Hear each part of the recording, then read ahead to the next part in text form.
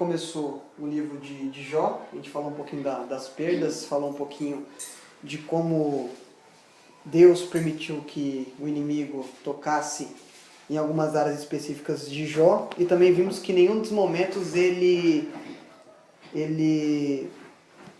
deu uma resposta negativa. Em todos os momentos ele respondeu de acordo com o que Deus esperava, né? Quando ele perdeu os filhos, quando ele perdeu os bens, quando a esposa dele chegou até ele e pediu para amaldiçoar o Deus dele morrer, em todos esses momentos ele não blasfemou e não pecou contra Deus. Pelo contrário, deu um testemunho.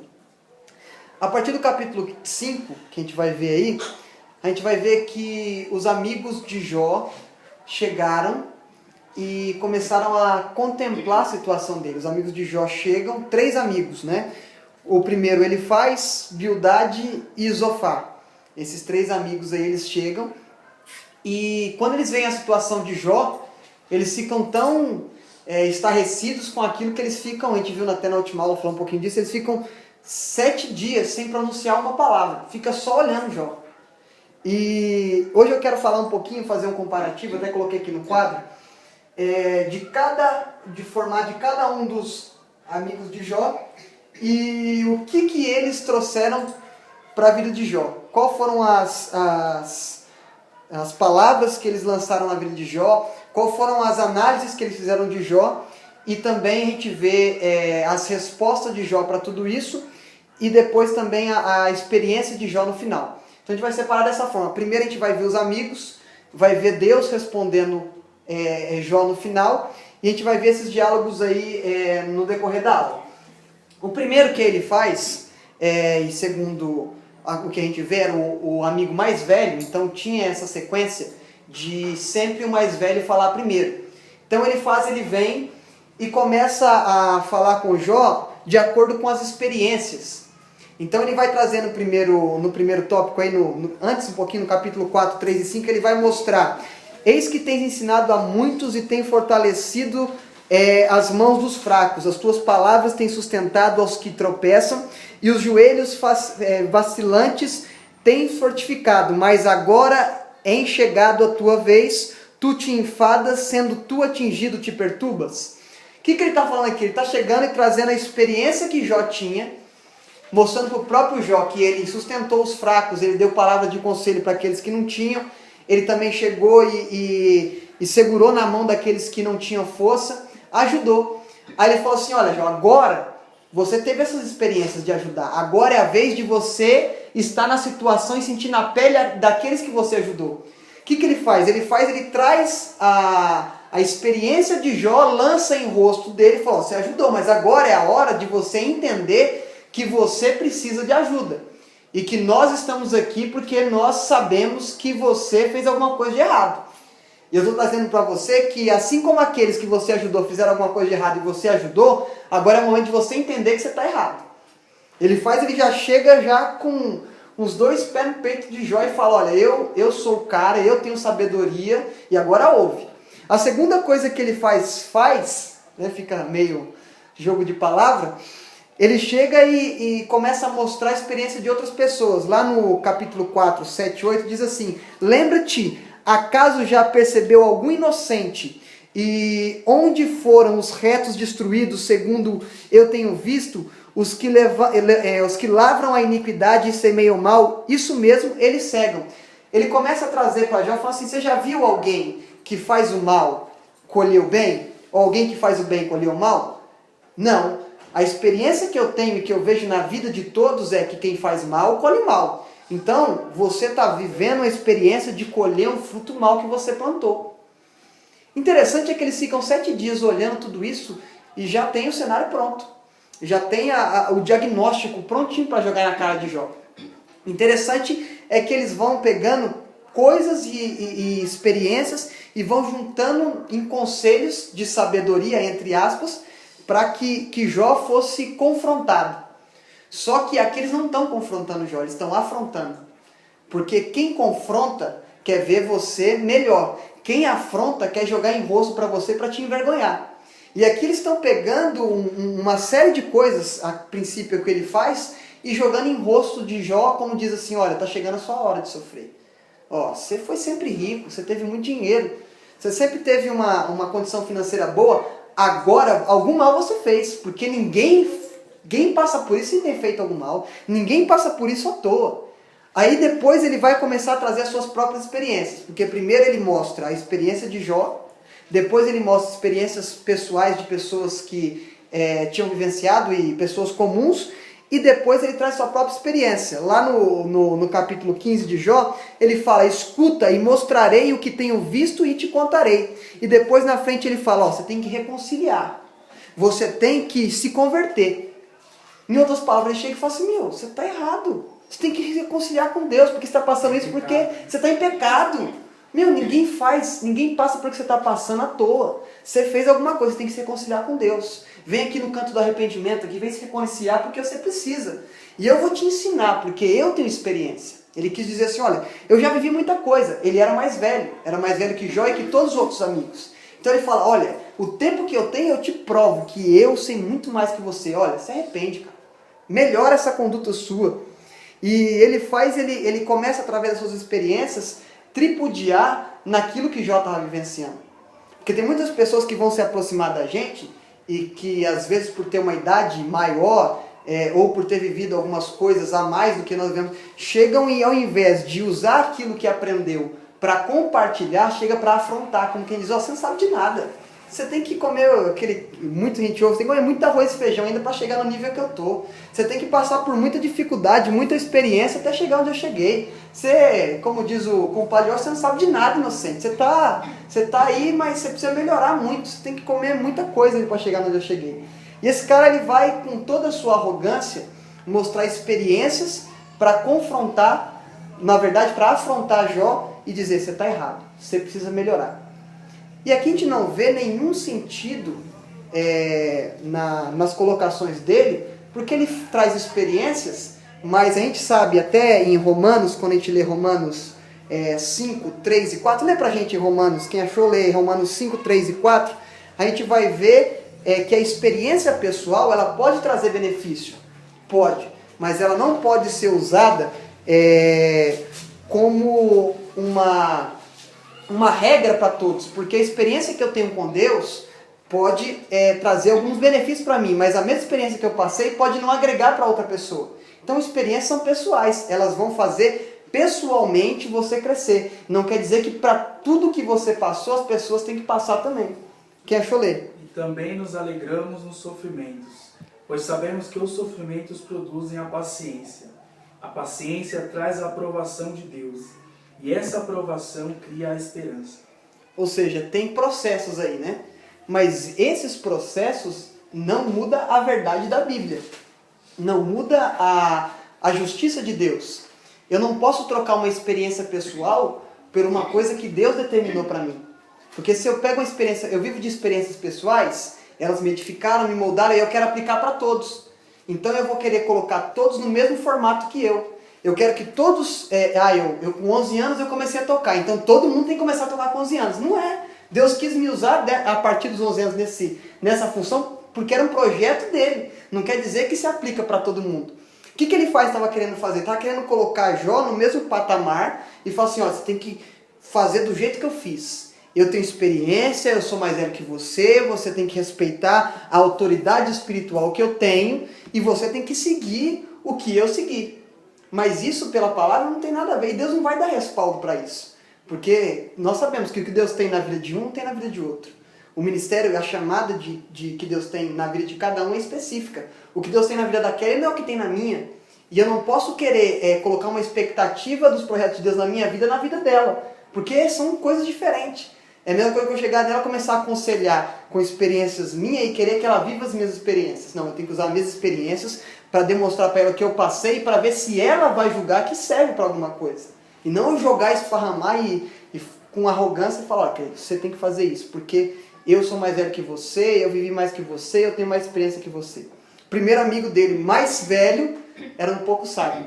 Vivenciar e incentivar, não vivenciar e atrapalhar.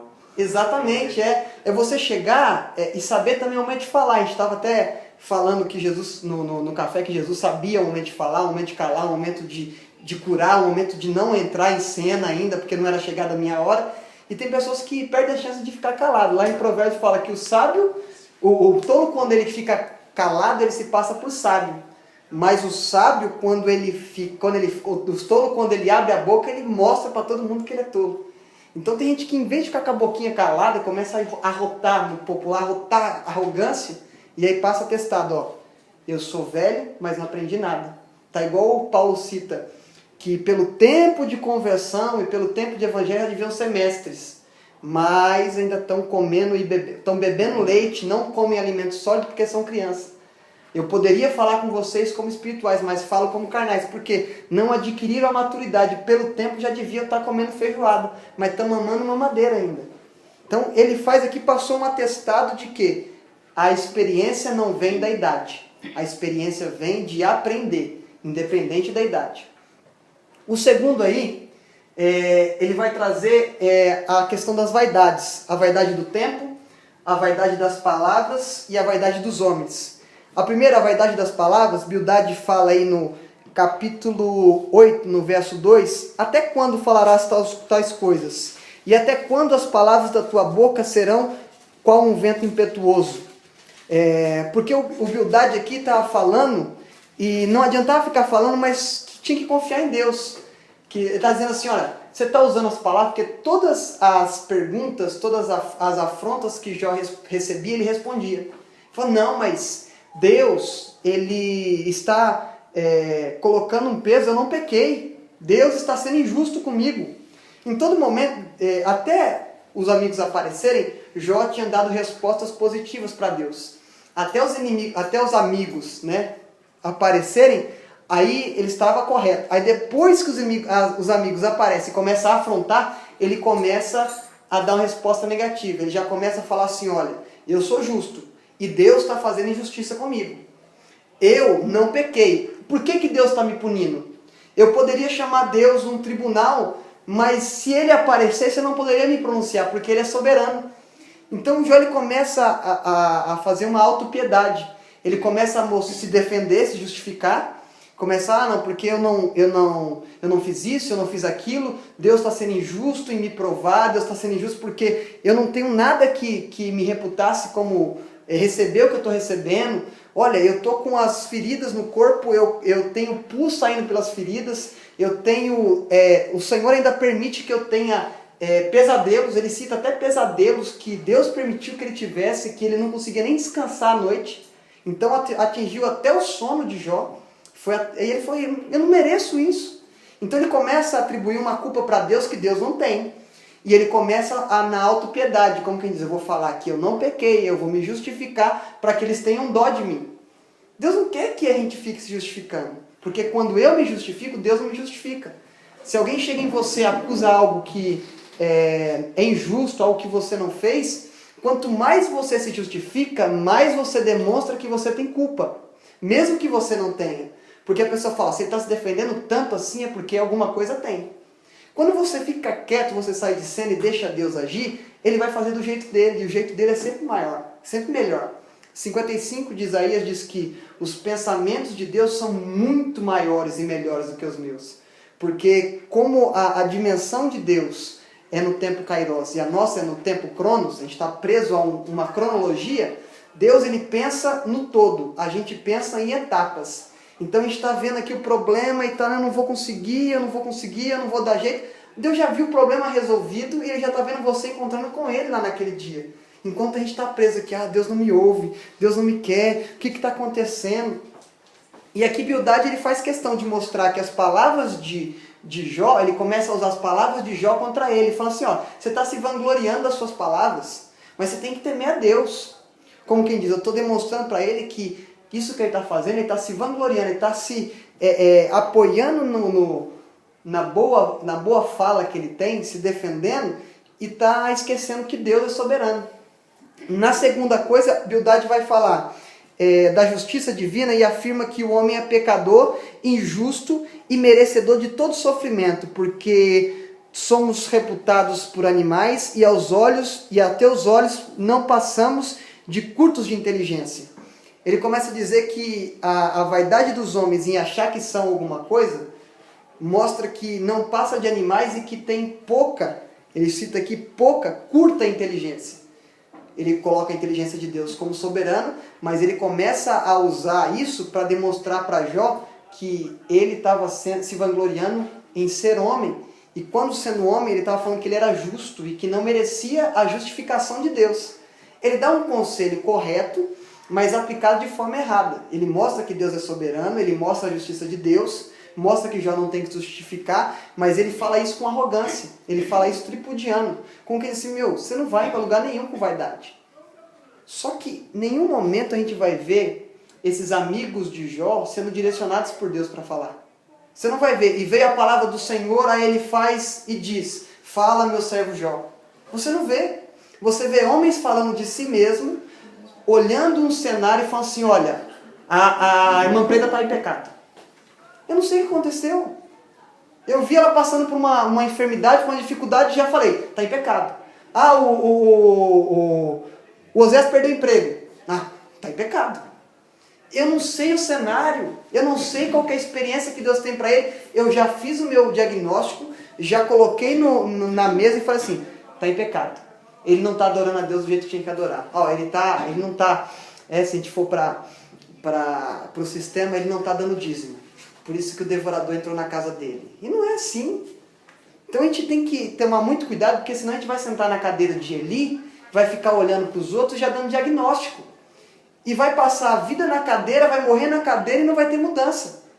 Porque se a gente começar a dar um diagnóstico para todo mundo, sem entender o que Deus está passando, o que está passando com aquela pessoa, o que Deus está tratando, eu vou sempre ser um juiz. E a palavra em João, no capítulo 15, fala que quem convencerá da justiça, do pecado e do juízo é o Espírito Santo, não sou eu. Eli sentava na cadeira e falou que Ana estava embriagada. Porque ele viu que ela estava mexendo só os lábios, e ela estava com um semblante diferente, estava consternada. Então ele já julgou como quem disse assim, eu sou sacerdote, eu sou a autoridade máxima aqui, ela está em pecado, ela está alcoolizada a essa hora do dia. E ela justifica ainda para ele, fala, não estou, não sei o quê. E tanto ela justificou e ele entendeu. Se ela justificou e ele entendeu, ele não estava vendo de Deus. Porque se fosse de Deus, ela se justificava e falava, não, Deus me mostrou que você está autorizado. Para você ver que a análise era de homem, não de Deus. E esses caras aqui estão indo, e vai. Aí depois eles vão falar que Jó, ele merecia isso tudo, porque ele era um homem vaidoso. Porque ele tinha juntado muitos bens, porque ele tinha comprado muitas fazendas, ele tinha feito muitas pessoas de empregado. Eles começam a fazer um diagnóstico, e amigo, ele que vem para você e joga na sua cara coisas que você fez, não para te ajudar a melhorar, mas para te fazer ficar pior, isso não é amigo. Eu chego para você e começo a jogar um monte de coisa, porque lembra aquele dia lá que você falou isso para mim? Isso aí, tá vendo? Que você falou aquilo contra mim, aí o que aconteceu com você? Olha onde você tá. Olha a sua vida como é que tá. E começa. Isso não é amigo. Isso são pessoas que estão se aproveitando de uma situação para se acharem superiores à outra. É a mesma questão dos fariseus que a gente viu no café. Eram homens que se aproveitavam da sua experiência, se aproveitavam da lei para mostrar para as pessoas que eles eram melhores. Mas faziam aquilo só para tomar proveito, não tinha verdade. E esses caras aqui estão lá, estão batendo. Aí chega Zofar. Zofar chega e ele chega com legalismo. Esse legalismo aqui, que a gente traz para a questão de lei, ele começa a mostrar que no capítulo 11 ele faz uma ligação e uma pregação sobre bondade, justiça de Deus, entre aspas, ensinando verdades para Jó, mas ele defende essa sabedoria num princípio religioso.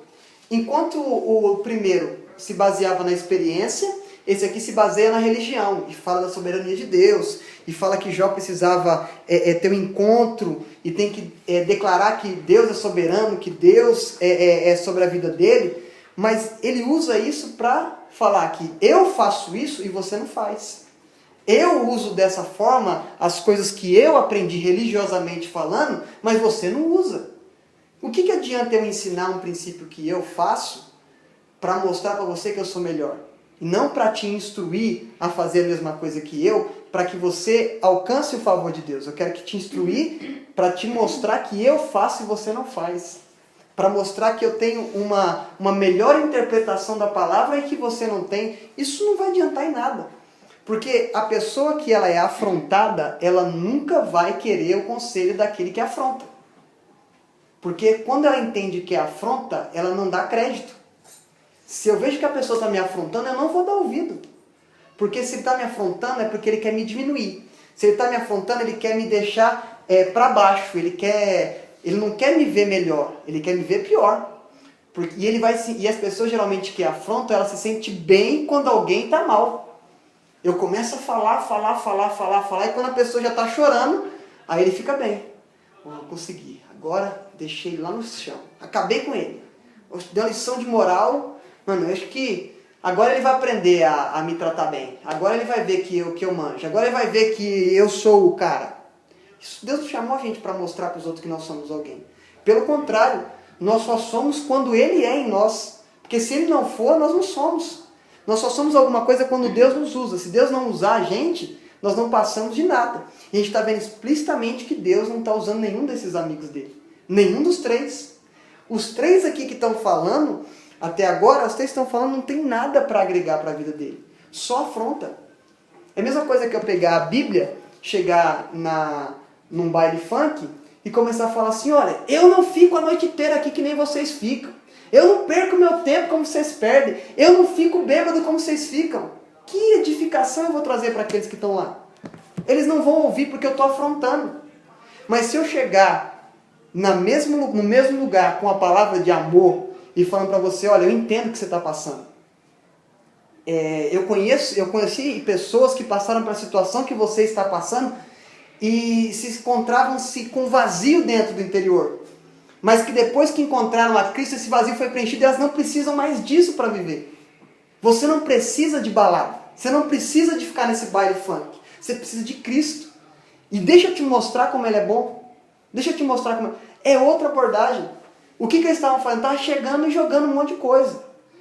Em nenhum momento a gente vê a mão de Deus nisso.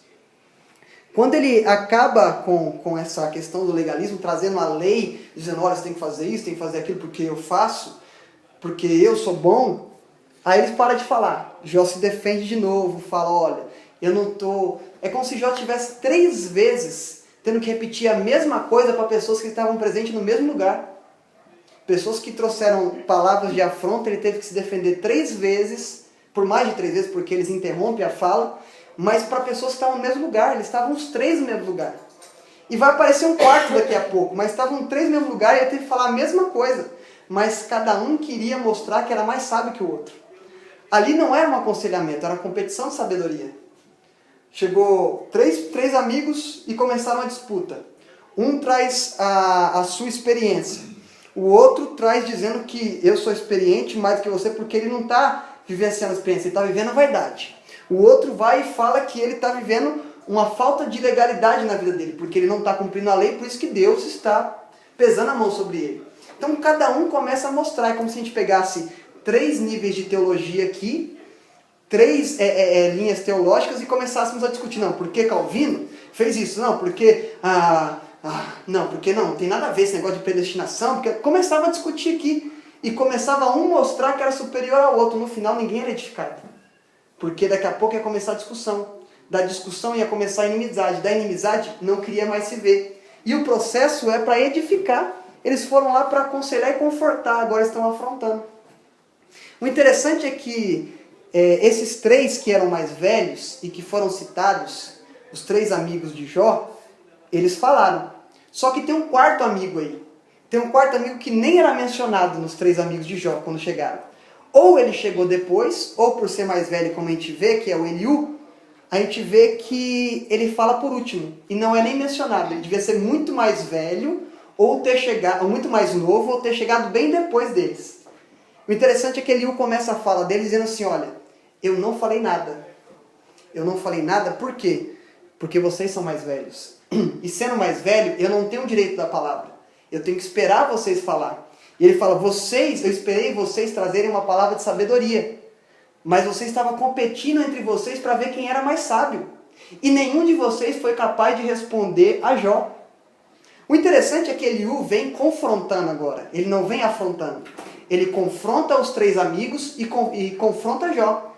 Mas ele confronta com legalidade da palavra. Ele confronta do jeito certo. Ele começa a falar, olha, vocês até agora responderam, mas não responderam nada. Falaram, mas não falaram nada. Vocês já têm idade, mas eu entendi hoje, ele fala, eu entendi hoje que a sabedoria não vem com a idade. Porque eram para vocês serem mais sábios do que eu. Eram para vocês terem respondido a Jó. Mas vocês deixaram Jó falar que Deus estava errado e não provou que ele estava errado. Vocês quiseram provar que ele estava em pecado. Viu a diferença? Eles estavam querendo a todo custo provar para Jó que ele estava em pecado. Em nenhum momento eles ajudaram a Jó como chegar até Deus. Em nenhum momento rebateram a Jó no sentido de que Jó estava errado em apontar para Deus a culpa para o seu pecado. Agora vamos voltar para Jó. Se coloca no lugar de Jó. Jó não pecou. Jó não falhou. Jó em nenhum momento defraudou os preceitos de Deus. Pelo contrário, Deus mesmo dá testemunho dele no primeiro capítulo. É reto, se desvia do mal e eu me orgulho dele. Deus dá testemunho de Jó. Então Jó estava num confronto interior de pensar, poxa, eu fiz tudo certo. Eu até prestava sacrifício pelos meus filhos com medo deles terem pecado e não terem se arrependido. Eu prestava sacrifício por eles, depois de cada festa que eles faziam. Até pelos meus filhos eu me arrependia. Eu fiz tudo certo. E olha o que eu estou recebendo. Não é fácil. Ele está ali num confronto interior. Ele está ali, e aí chega a gente para afrontar, vai aflorar o homem. Vai aflorar a natureza humana. Vai aflorar a carne. E nessa disputa de quem sabia mais, de quem demonstrava mais, um na autopiedade e o outro no julgamento, dizendo que estava em pecado, aparece um cara que era mais novo, que tinha uma visão e ele faz questão de dizer, eu me sinto como um vinho novo dentro de um odre pronto a explodir se eu não falar. Porque vocês não disseram nada com nada. Jó, não adianta você ficar atribuindo para Deus a culpa dos seus problemas. Porque Deus ele é perfeito em tudo que ele faz. Olha a diferença. Ele chega em Jó e confronta. Fala, olha, não adianta você ficar assim. Porque Deus ele é perfeito, Jó. Deus ele é maravilhoso. Tudo que ele faz é bom. Não adianta você atribuir para ele. O que você tem que fazer é buscar o caminho da misericórdia.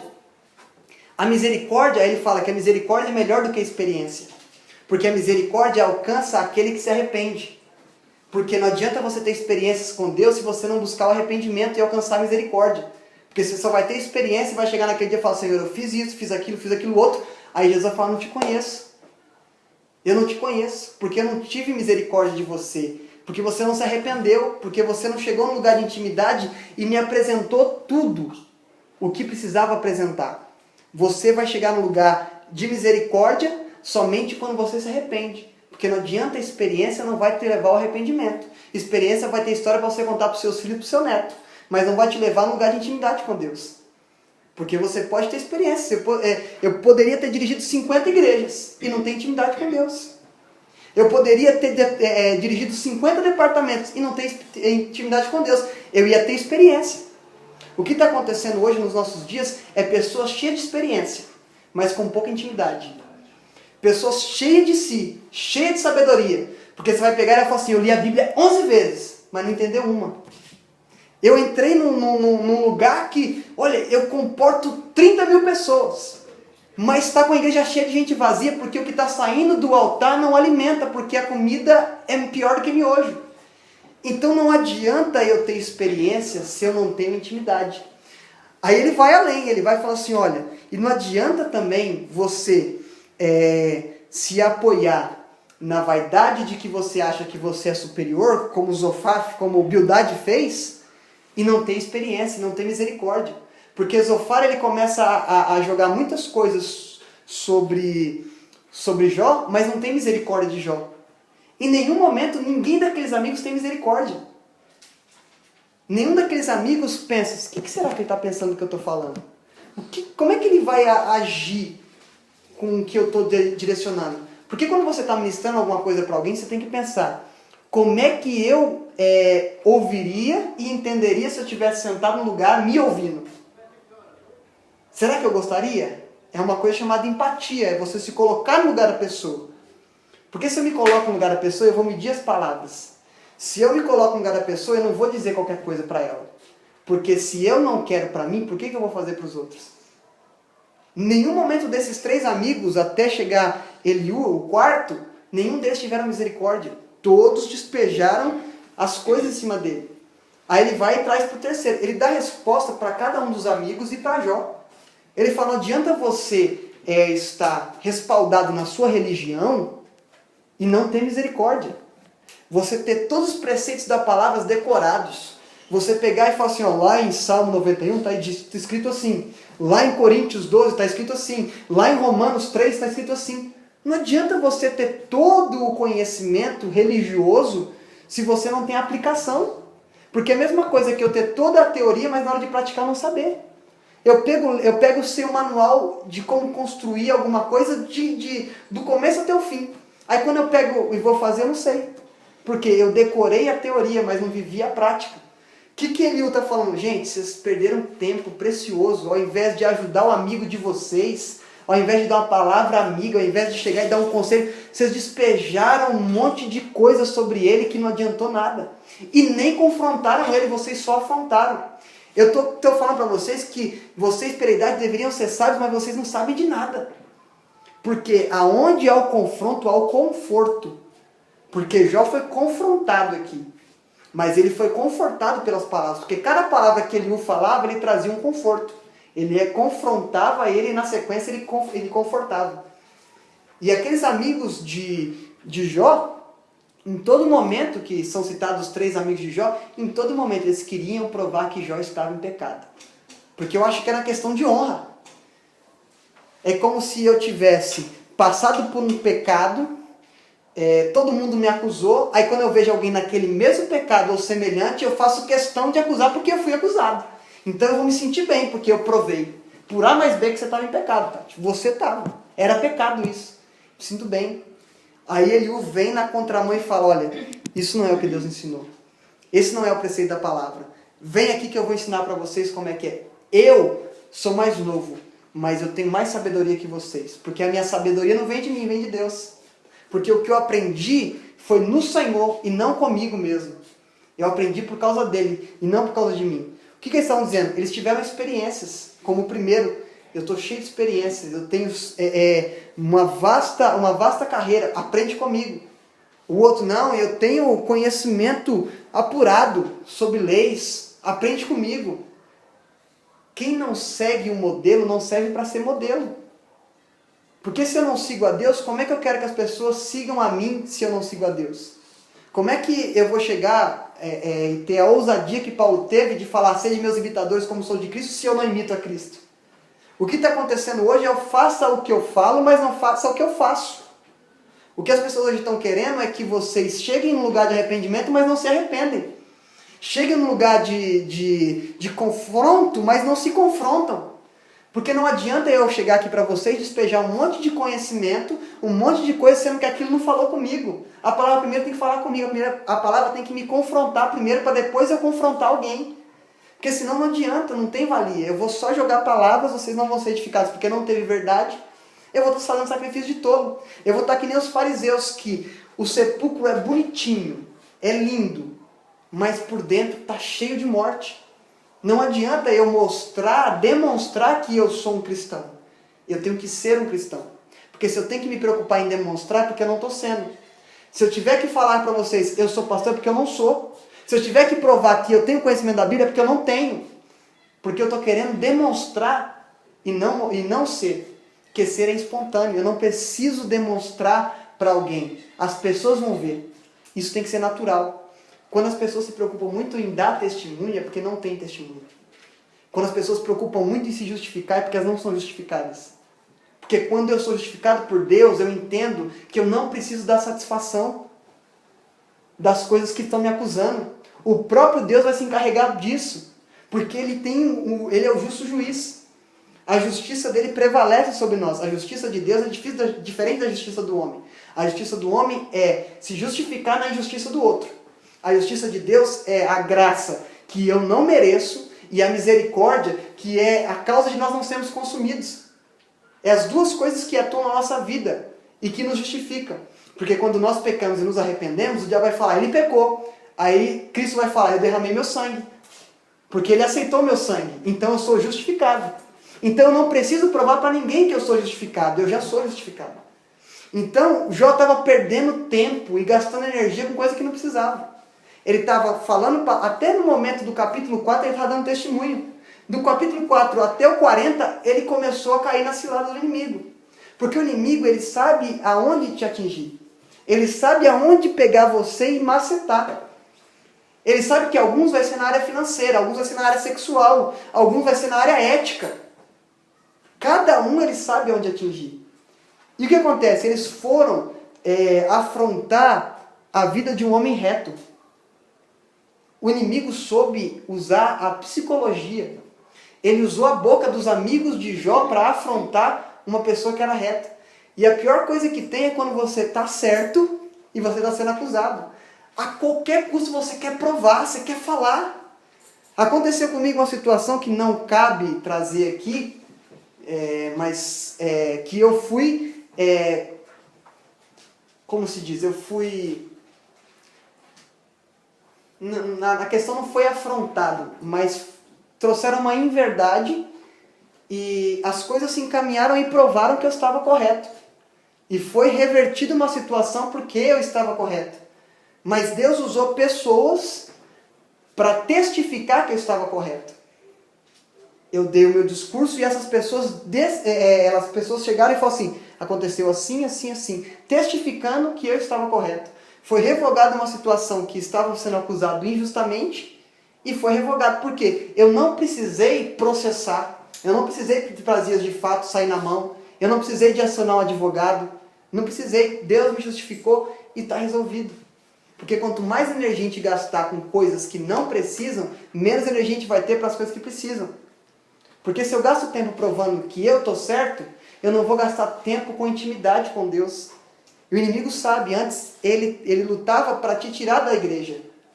Hoje ele não tira você da igreja, ele deixa você morto dentro da igreja. Que você morto vai matar mais umas 5 pessoas. Então ele não está preocupado em te tirar da igreja. Ele está preocupado em acabar com você e deixar você lá. Porque você morto espiritualmente, você vai ser um canal de destruição para mais pessoas que estão perto de você. Para o seu familiar, para o amigo íntimo da igreja. Então o que eles fizeram? Eles estavam matando Jó espiritualmente com as afrontas. Aí chega Eliú e confronta. E traz Jó para um lugar de entendimento. Só que não somente Eliú, como o próprio Deus faz isso. Deus ele volta aqui e começa a perguntar para Jó. Porque Jó fez muitas perguntas. Por que Deus é injusto? Será que Deus tem prazer em quando o justo e o ímpio morrem? Ele ri de quando eles morrem? Ele começa a fazer um monte de pergunta. Aí Deus vem, aonde você estava quando eu construí o mundo? Aonde você estava quando eu coloquei o sol, que é a estrela maior do céu? Aonde você estava quando eu constituí os seres viventes? Aonde você estava quando... Aí vai. 42 perguntas Deus faz para Jó. 42 perguntas, Deus macetando Jó, como que diz assim, você não é bom? Então, onde é que você estava quando eu construí lá o Jardim do Éden? Onde é que você estava quando eu fiz o Leviatã? Aonde você estava quando eu coloquei todos os seres viventes sobre a terra? Ou seja, aonde você estava quando eu comecei a primeira planta a florescer e a dar semente depois que eu criei o homem? Onde você estava? Onde você estava onde eu coloquei a primeira estrela no céu? Onde você estava quando eu separei a parte seca, chamei de terra, e a parte molhada chamei de mar, a parte de cima, eu separei as águas de cima e as águas de baixo, chamei o sol de dia e a lua de noite, a claridade de dia e a escuridão de noite. Onde você estava? E Jó fica calado. O interessante, vamos lá para o capítulo, se não me falha a memória, 40, só para recapitular aqui.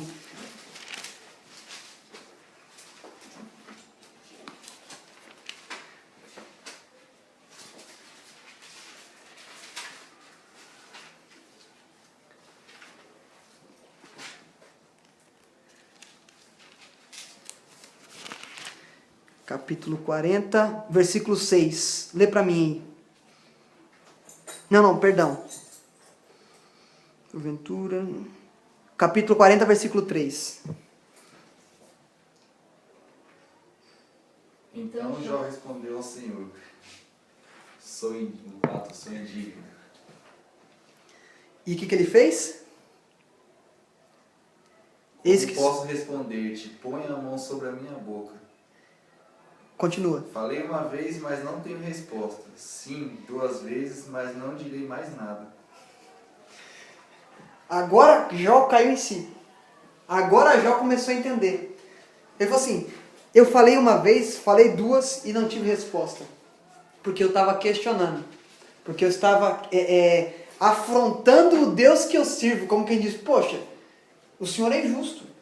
O Senhor não está agindo com retidão. O Senhor não é reto. No começo eu estou dando testemunho, no meio eu já estou quebrando tudo aquilo que eu coloquei no começo. Porque uma palavra só você destrói o ministério inteiro. Uma atitude errada você põe a perder tudo aquilo que você conquistou a vida inteira.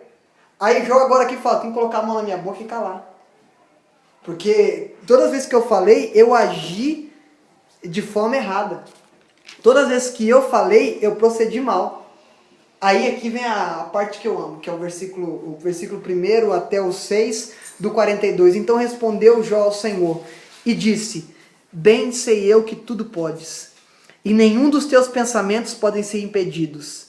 Quem é aquele, dizes tu, que sem conhecimento encobre o conselho? Por isso eu falei do que eu não entendia, coisas que para mim eram maravilhosas e que eu não compreendia.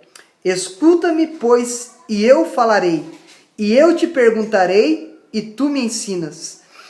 Com o ouvir dos meus ouvidos ouvi, mas agora te veem os meus olhos, por isso me abomino e me arrependo no pó e na cinza. O que aconteceu com Jó aqui? Ele fala assim, olha, agora eu entendo que tudo podes.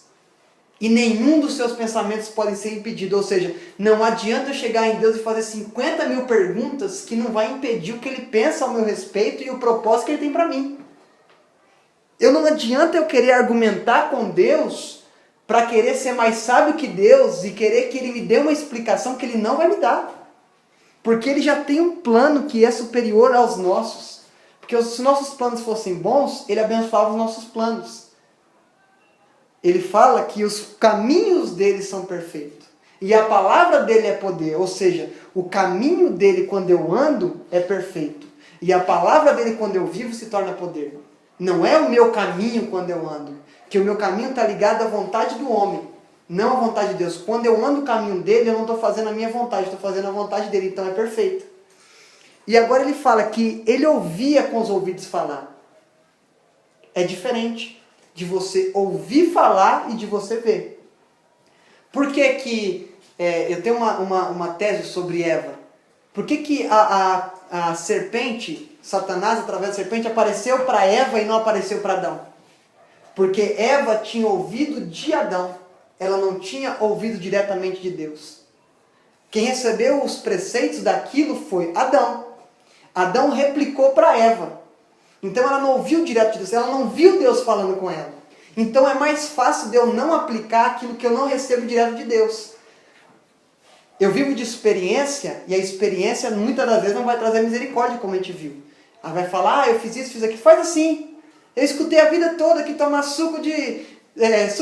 comer manga e tomar leite faz mal, que morria, que dava congestão. Eu ouvi a minha vida toda, por quê? Ouvi. Aí quando eu vi que não dava, eu experimentei. Mas até então eu tinha aquilo como ciência. Então quando eu ouço de outras pessoas e não ouço de Deus, é muito mais fácil de eu perder aquilo que eu tenho. Aí o que Jó fala? Olha, antes eu te conhecia de ouvir, mas agora os meus olhos te viram. Agora eu entendi, eu entrei no lugar de entendimento. E agora eu não preciso mais fazer perguntas. Porque eu sei que mesmo que eu fizer perguntas, não vai mudar o que o Senhor tem para mim.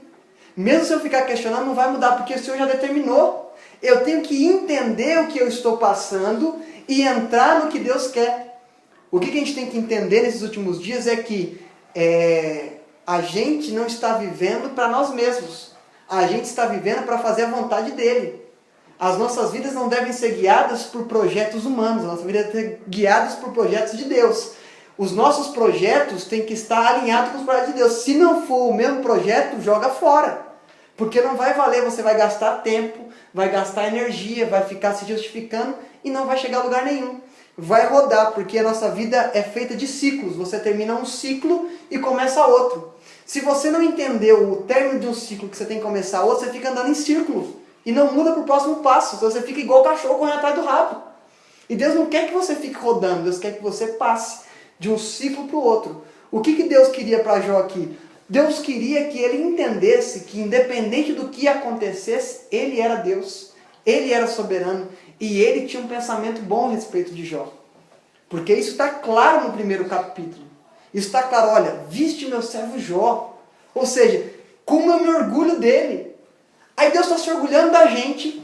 Aí a primeira oportunidade que a gente tem, a gente decepciona Deus. Na primeira doença que acontece, eu já jogo. No primeiro adversidade que acontece, na primeira falta de dinheiro, Deus não está nesse negócio não. Eu vou fazer do meu jeito. Porque eu sempre fiz do meu jeito e deu certo. Agora que eu estou vivendo a dependência, eu não vou fazer mais. Não. Se você escolheu viver a dependência de Deus, não adianta você querer fazer as coisas do seu jeito. Tem que ser dele. Porque o não dele é melhor do que o seu si. Porque você vai ficar, mas se eu tivesse feito isso, se eu tivesse feito aquilo, o não dele é melhor, porque o não dele é um redirecionamento para o projeto. O não dele não quer dizer que ele não te ama, que ele não te quer, que ele não tem satisfação em você. O não dele é mostrando para você, olha, você está errado. Eu sei qual é o caminho. Eu sei qual é a situação que você tem que passar. Eu sei por que você tem que passar por isso. E você não vai fazer o que tem que fazer, que você está querendo fazer. Não. Aí ele redireciona. Aí depois que ele redireciona, ele dá o sim. Mas não para aquilo que você estava fazendo, mas para aquilo que você vai partir daquele momento do não, você vai passar a fazer. Porque você saiu da sua vontade para a vontade dele. Aí você tem um sinal verde para continuar. Quando Deus te para, quando Deus te breca, quando Deus coloca situações de dificuldade na sua vida, é para mostrar a excelência dele em você. E também para te propiciar experiências. Mas experiências com Deus e não com homens. Porque eu tenho experiências com homens. Trabalhei em várias empresas, eu posso falar, eu pego meu currículo e mostro as experiências com homens que eu tive. Mas nessas experiências com homens, eu não vou demonstrar as experiências com Deus que eu tive no meio dessas experiências com homens. No seu currículo não vai estar isso. No seu currículo vai estar apto para fazer isso, isso e aquilo. Mas não vai estar demonstrando como que Deus moldou a sua vida para que você fizesse aquilo. Não vai estar. Aquilo é experiência com Deus, não é experiência profissional. O que esses caras estavam querendo mostrar para eles é que eles tinham know-how, que eles tinham habilidades, que eles eram sábios. Mas em nenhum momento eles ensinaram como chegar a Deus. E chegou um momento que eles se calaram porque eles não tinham mais resposta. Eles se calaram porque eles viram que o debate não ia ter fim. Que Jó ia se defender, eles iam acusar. Jó se defender, eles iam acusar. Eles calaram. Em outras palavras, eles cansaram de dar murro em ponta de faca, porque eles não iam ter a razão. E Jó também não ia convencer eles de que estava certo. Ia ficar num looping. Ia ficar a noite, dias e não ia mudar. Aí o que acontece? O interessante é no capítulo 42, versículo 7. Lê para mim quem achou aí.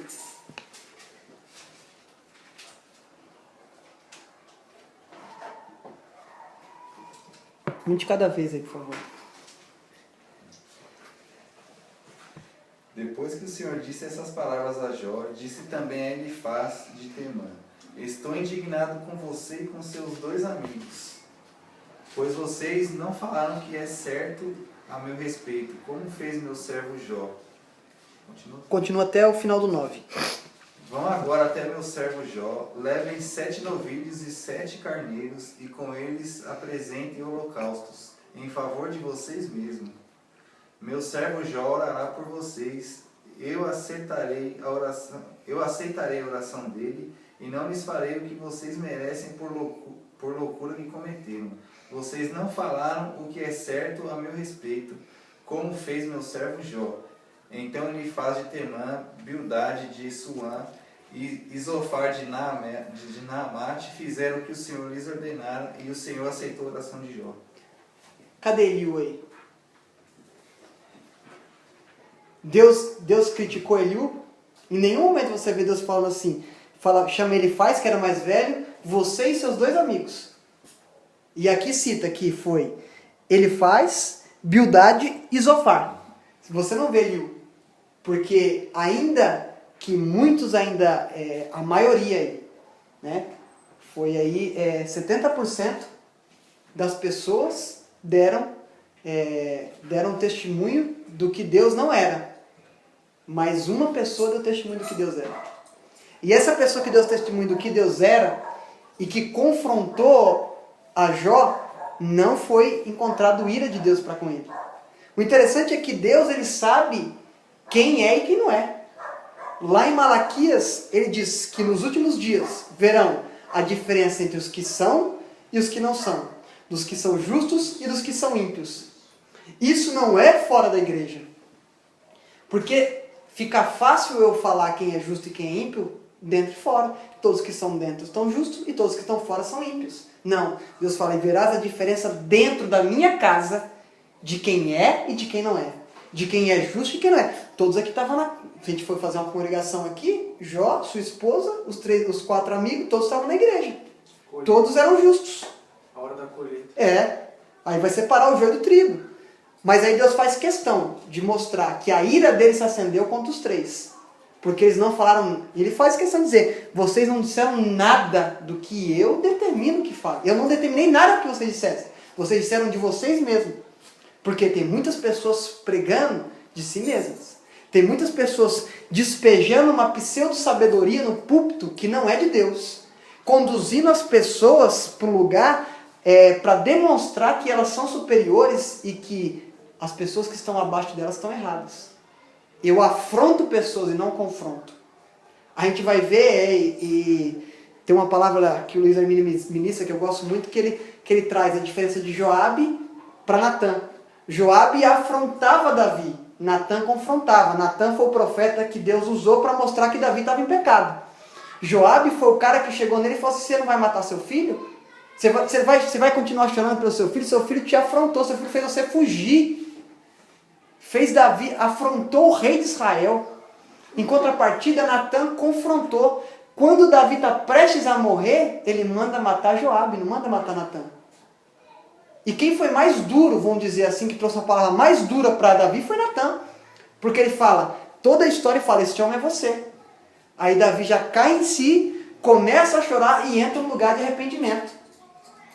Em contrapartida, em nenhum momento depois das palavras de Joabe, você vê Davi entrar no lugar de arrependimento. Pelo contrário, ele age por conveniência. Ele age para mostrar que ele é o rei de Israel. A diferença de quem afronta é que quem afronta vai trazer a sua natureza de homem.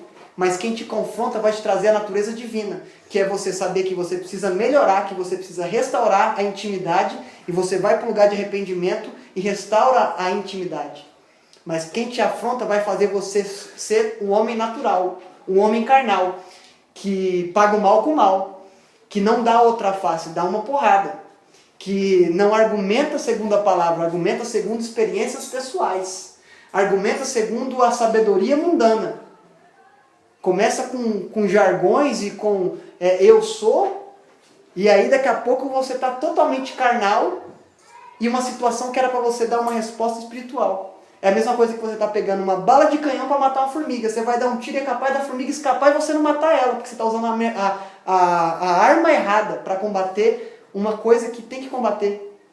Então, o que Deus está falando aqui? Olha, vocês 3 falaram o que eu não mandei. Agora, vai para o lugar de arrependimento vocês. Porque você não vê você não vê o pecado deles antes aqui. Você não vê Deus atribuindo e falando para vocês, olha, pelo que vocês fizeram antes desse dia, se arrepende. Não, porque vocês falaram que eu não mandei, vocês vão ter que ir para o lugar de arrependimento. Vocês têm que mudar a situação que vocês estão vivendo. E aí, quem vai orar por vocês? Aquele que vocês falaram que estava errado. Aqueles que vocês falaram que estavam em pecado. Aqueles que vocês queriam provar por A mais B que vocês eram mais sábios do que ele. O que Deus fez? Deus pegou aquele que eles falaram que era errado, que era injusto, que precisava aprender com eles, que não tinha experiência, e fala, olha, e eu vou ver se eu vou ter misericórdia. Aí eles fazem isso, Jó ora por eles, E aí a palavra fala no versículo 10, e o Senhor virou o cativeiro de Jó, no versículo 10, quando orava pelos seus amigos. E o Senhor acrescentou a Jó outro tanto em dobro a tudo quanto dantes possuía. A partir desse dia, ele passou a ter em dobro tudo, menos os filhos. Por quê? Ele já tinha 7 filhos. E esses filhos já eram um ser espiritual, já eram eternos. Então não tem como eu duplicar. Não tem como eu fazer 14, porque já tinha 7 homens. Não tem por que eu fazer 6 agora, já tinham 3. Então ele vai fazer 7 homens e 7 mulheres. 7 filhos homens e 7 filhas mulheres. E aí duplica a quantidade quando chegar lá no céu. Então ele teve em dobro realmente tudo que ele tinha. Porque ele não perdeu os filhos. Porque quando ele chegar na eternidade, ele encontra. Então ele não perdeu, ele perdeu coisas materiais. O que Deus está mostrando para a gente? Eu não vou aumentar ou duplicar aquilo que é eterno. Aquilo que é eterno eu já te dei. O que eu vou aumentar são coisas materiais, se você precisar. Ou se a minha glória precisar ser manifestada. Se não, não. Porque Deus fez tudo isso para exaltar o nome dele na vida de Jó. Não foi para exaltar somente a vida de Jó. Foi para exaltar o nome de Deus na vida de Jó. Por quê? O diabo confrontou, o diabo afrontou Deus. O diabo afrontou Jó através dos amigos. Jó deu a resposta.